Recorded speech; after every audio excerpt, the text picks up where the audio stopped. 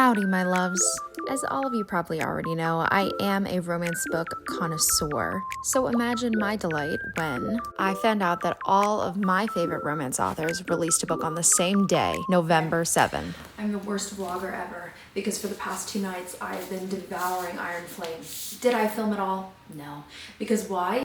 This book has me in a chokehold. I have not been this invested in a series, like in a fantasy series, in so long. Probably the last time I was this rabid about something was ACOTAR. All we did yesterday at work was talk about this book. He stayed up till 3:30 in the morning. He had to get up at 5. Stayed up till 3:30 in the morning just so we could talk about this book. I'm gonna finish this today. It's like 11 a.m. I've done nothing other than I'm gonna read this book. Quick summary of Iron Flame. So Iron Flame is the second book in the Empyrean series, follow-up book to Fourth Wing, which is massively popular. Iron Flame picks up exactly where Fourth Wing leaves off. We find out that Brennan is alive again. We also find out Venin exists, and Violet has to make a choice whether to side with Xaden and the rebels or kind of go back to her existence just being a dragon rider, knowing that her mother is complicit in covering up a very rotten government. Couple things. I think I've seen this film before and I didn't like the ending. Here's a prediction, okay? I'm a cold, heartless bitch. I know that, but I'm pretty sure I'm gonna cry when I get to the end of this because I am so invested in Xaden and Violet and all of their friends, and I think I know what's gonna happen and it is going to crush me because number one, of what's gonna happen, and number two, the fact that we don't have a release date for book number 3. I'm on page 450. We're at a part where Violet is sparring with someone who hates her. She's like, oh my god, she fights like Xaden. My girl, be so serious right now. I thought that I loved Xaden and Violet in book 1. I cannot describe how much I love them in this book. They are constantly there for each other. They push each other. There was such a good balance for each other. So we're gonna just read. I have like 100 something pages left. Oh, this makes me nervous. Defeating a Dark Wielder begins with knowing where they rank in age and experience. Initiates have red rings to their eyes that come and go depending on how often they drain. Azim's eyes fluctuate in degrees of red, and their veins distend when riled. Sages, those responsible for initiates' eyes, are permanently red. Their veins perpetually distended towards their temples, expanding with age. Mavens, their generals, have never been captured for examination. Venin, a compendium by Captain Drake Cordella, the Nightwing Drift. I think I've seen this film before, and I don't like the ending.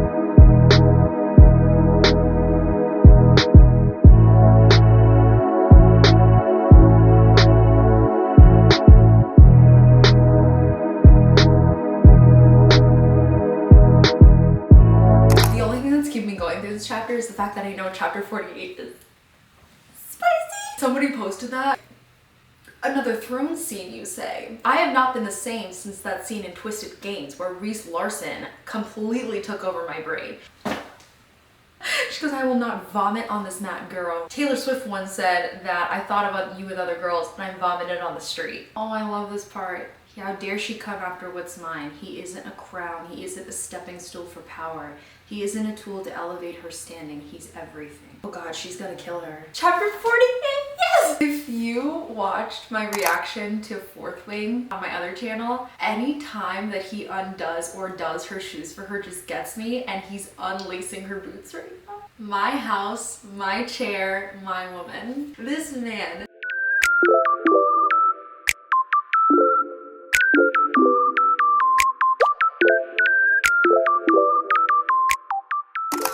See, I don't like this, okay? Because I think I know what's happening and Dane's trying to get back into Violet's good graces and I don't want her to even consider him. Dane is so annoying to me. Like, he did something unforgivable and like, yes, he can be redeemed. He made some progress in this book. Like, he did the right thing in the end, but it pisses me off that he's like still trying to get with Violet. The fact that Dane even asks her like, are you fully in love with Xaden? And she goes, yes.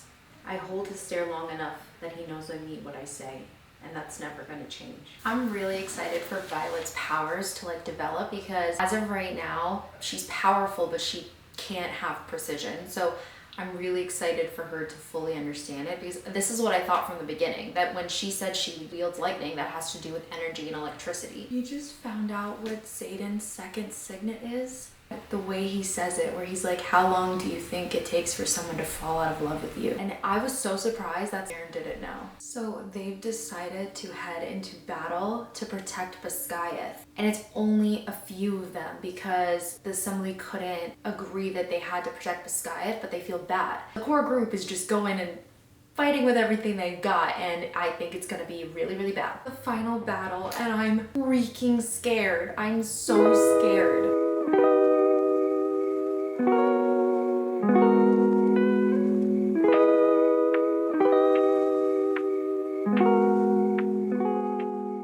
Killed his own dragon? Cause he's Venom. Ugh! I knew it, Jack is Venom. I knew it. And Nolan was freaking healing him to be normal. I knew it. I love Violet so much. Like her little mannerisms, like every time in Fourth Wing when she was like, I will not die today, I felt that desperation, her cling to that sort of like manifestation and mantra. And she's like, it's still today. I can still say I will not die today, but I don't know if I could say tomorrow. Freaking love this world. It's just ridiculous. Why do I get the biggest butterflies every time he dresses her? He's kissing her spine and he's lacing up her armor. This is why I don't date, okay? Because who's gonna do that? Yes, Sagail is finally talking to Violet during that. I love Sagail. And they go, you're beginning to think, Tairn states, like Brennan, Violet suggests, like Tairn, Sagail says. The easiest way to defeat a dragon is to kill its rider. Though the creature will most likely survive the blow, it will be stunned long enough to be felled. Oh shit. Violet goes, my saddle stuck. Tairn goes, good, maybe you'll stay in it. I freaking love him. Have I ever said I love what a sassy queen he is? Sawyer just got his leg chopped off. Literally texted Nick, I was like, I think Sawyer's gonna die. You know why I think that? Because he's finally happy. Because he's with Jesinia. Yeah, he's happy and then he dies, perfect. And now he has no leg. I was waiting for this. So one of my favorite things from How to Train Your Dragon was when he would fall free air. So Violet took Sawyer in her arms and pushed them off the dragon, and she says to Tairn, catch me. I freaking love this book. Oh my god, no. You're gonna love Violet. She's smart and stubborn. Reminds me a lot of you, actually. You just have to remember when you meet her, she's not her mother. I don't know why I'm crying at that. Oh my god.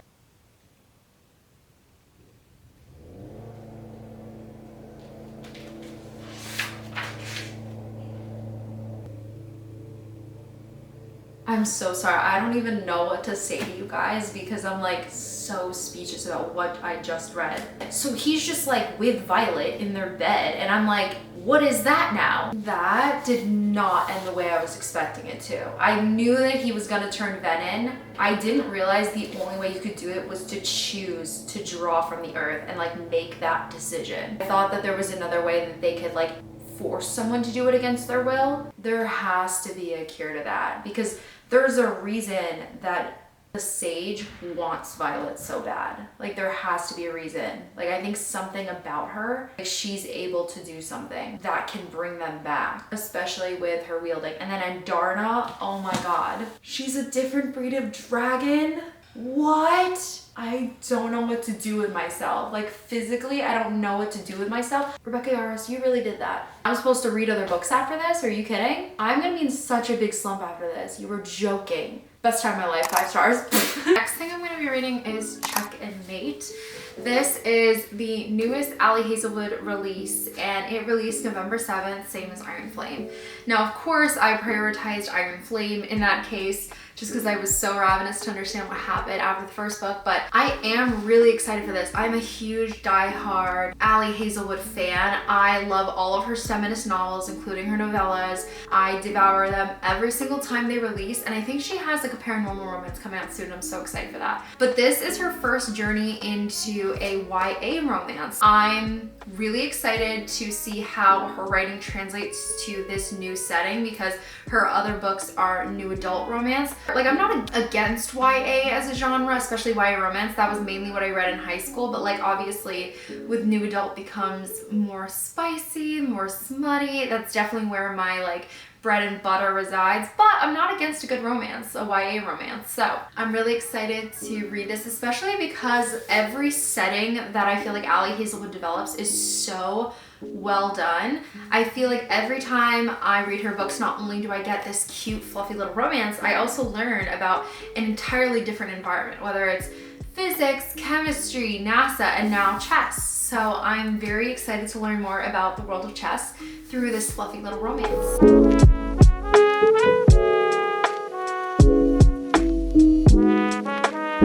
Check and Mate by Ali Hazelwood is her debut into YA romance. Mallory is a retired chess prodigy. As a child, she was super into chess and was encouraged by her father to train and be amazing at chess. But something happened in her childhood that made her give chess up, and she refuses to think about it until right now when she's 18 years old. She's taking care of her mom and her two siblings, and her friend asks her for a favor, and that is to go and participate in a chess tournament where she accidentally beats the reigning champion in chess named Nolan. Nolan becomes utterly obsessed with Mallory because he has been bored by chess for years. It's a foregone conclusion that he will win, and suddenly this rookie comes out of nowhere and beats him.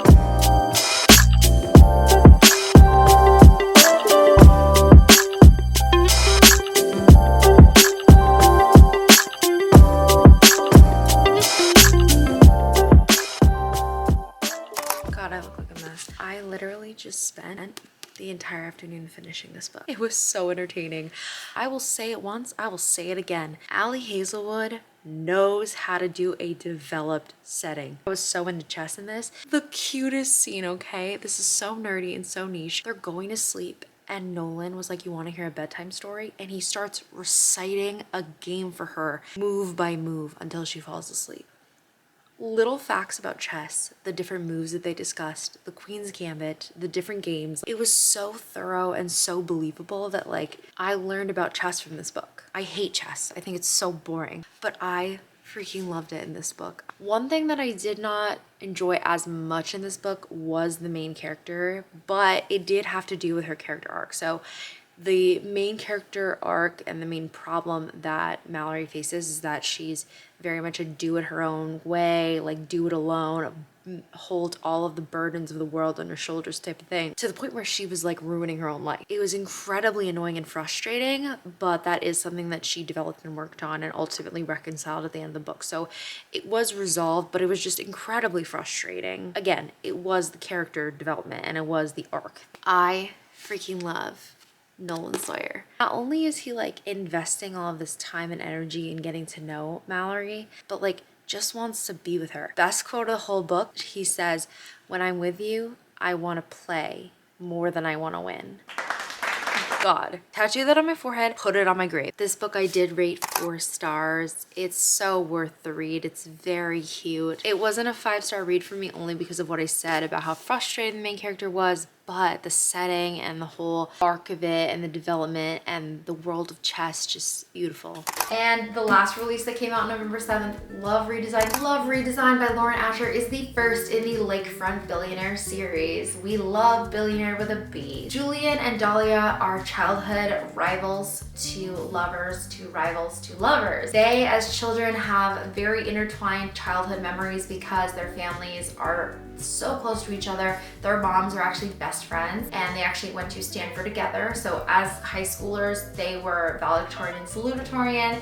They were just constantly bickering and fighting and competing against one another until they get to Stanford and suddenly they think it could be more. However, Julian's father dies and after that he rejects Dahlia. It's been 10 years and Dahlia just got out of a really horrible engagement. She's back home where Julian has made money and success for himself as someone in real estate and somebody who made an app that is widely used in real estate. So he's a billionaire now.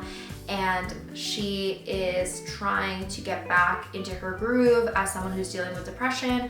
And so he decides to help her by challenging her to do a project with him. Hi guys. Quick update on Love Redesigned. I read about only 50 pages last night, but just my first impressions. This is a lot more emotionally heavy than I think other Lauren Asher books have been. I think it's just because it's a second chance romance that I'm getting these vibes. So if you know anything about me, I'm not the biggest fan of second chance romance. I'm like, why couldn't you do it right the first time? This one is basically like they're both pining over each other. Something happened and she ended up getting engaged.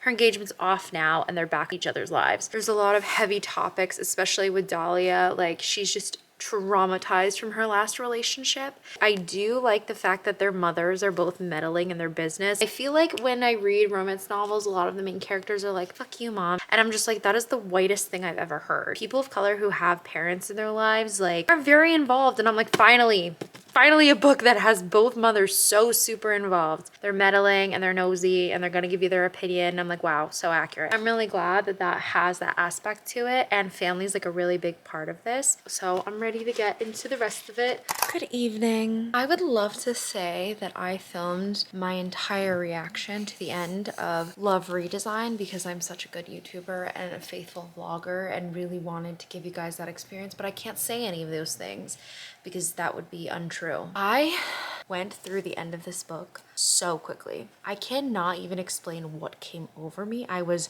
rabid, foaming at the mouth. Do you know how much I had to be in this book to the point where I bought an online version just so that I could read it while I was at work secretly? My boss, if you're watching this, that was all alleged. Don't go look at the cameras. Thank you. I don't like to buy online copies of books for books that I own physically. Like if I spend the money to get this physical copy, you better damn well be sure I'm going to enjoy and read this physical copy. I'm gonna make everyone around me feel inferior because I have a book in my hands. That's what I want. That's what I deserve. But I really wanted to consume more of Julian Lopez. Let me say that again. Julian Lopez is by far top tier book boyfriend. I made a whole new shelf on Goodreads called Top Book Boyfriend just so that he could be on that shelf. He's the only person there. Okay, he put the serve and deserve. Bought a house just to spite her shitty ex. He bought a house that he hated to stick it to her horrible ex. He literally went to Stanford. He chose colleges just to follow her, okay? He bought a blue house just for her. Because he remembered that when she was like young and in a beauty pageant, she said, I want a blue house, even when she was engaged to another man, because he could not let go of the fact that maybe they would end up together one day. And he made a pros and cons. My ring just fell off. The fact that it was my ring finger too, my body was making way for Julian Lopez to marry me. Suffice to say, I absolutely love this book. The only reason that it didn't get a 5 stars, can you believe I said all that? It doesn't get 5 stars. Only reason that this didn't get 5 stars was because the beginning had me shook. It had me a little scared, okay? It was a little slow. It wasn't getting into the meat of it quick enough. And I assumed it wouldn't because the book is about 500 something pages, and like, listen, I believe that a romance should have anywhere between 300 to 400 pages. Is a 500-page romance novel really necessary? Not particularly. And like, you have to keep me kind of like entertained, and I was just kind of pushing and pushing.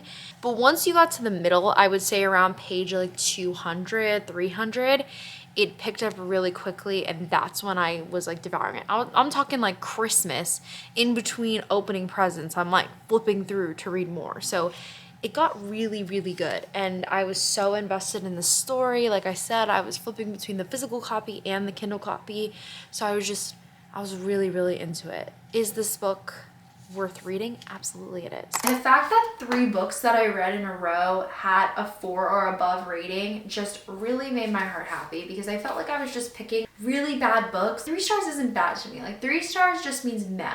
But life's too short to read a series of meh books. Like I want to read good books, and these were good books that I liked. And so the fact that they're all in the same video and that I read them one after the other just made me so happy. Let me know if you guys have read this, what your thoughts were on these books. Let me know if there are any other books that you recommended me. Like I said, I am short on 5-star reads, so please drop down your recommendations. I will see you in the next one. Bye. Look at her style from the street.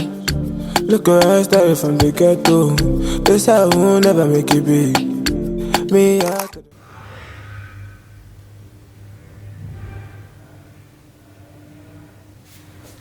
Can you hear my dad like singing to Avengers downstairs? Hey, Dad! Can you lower it just a little bit? You're gonna get me copyrighted.